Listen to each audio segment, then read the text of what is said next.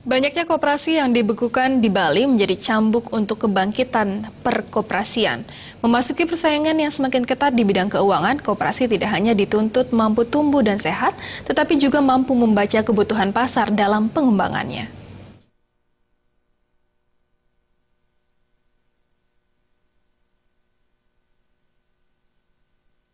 Kepala Dinas Koperasi dan UKM Provinsi Bali, Dewo Nyoman Patre mengatakan, koperasi bermasalah tidak sehat hingga tidak aktif disebabkan visi misi pendirian koperasi yang tidak bisa lagi dilanjutkan hingga dijadikan wadah untuk menampung hibah atau bansos saja. Untuk itu, koperasi yang masih bisa dibina akan diarahkan agar mengevaluasi dan meningkatkan faktor profesionalisme dalam pengelolaan keuangan, kreatif membaca kebutuhan anggota yang diimbangi dengan integritas, moral, dan kejujuran.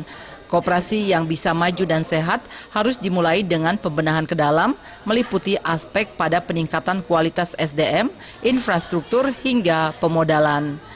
Pembukaan unit usaha baru yang bisa didukung dengan penyertaan modal sendiri dari anggota dinilai Dewo Nyoman Patre sebagai pemahaman asas dari pendirian koperasi agar bisa tumbuh sehat dan berkembang.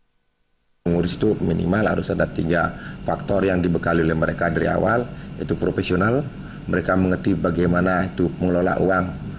Kemudian yang kedua dia kreatif, mereka harus tahu kebutuhan anggotanya. Ketiga, mereka yang paling penting yang tidak bisa ditawar adalah mereka punya integritas, moral, dan kejujuran dalam mengelola koperasi itu. Salah satu apa yang dia sampaikan, SDM, modal koperasi. Koperasi kan sifatnya kalau bisa mandiri. Artinya segala kebutuhan apakah itu modalnya, ya kalau memang anggota bisa menaruh uangnya yang masih dingin itu, ya alangkah baiknya ditaruh di koperasi itu. Artinya mereka satu membesarkan koperasi, kemudian SAU-nya kembali kepada mereka sendiri. Dewo Nyoman Patre menambahkan, koperasi memiliki pasar yang jelas dalam mengembangkan dirinya.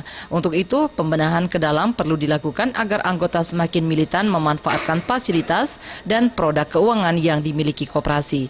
Hal ini dianggap mendesak dan harus dilakukan demi meningkatkan daya saing koperasi agar semakin berkualitas.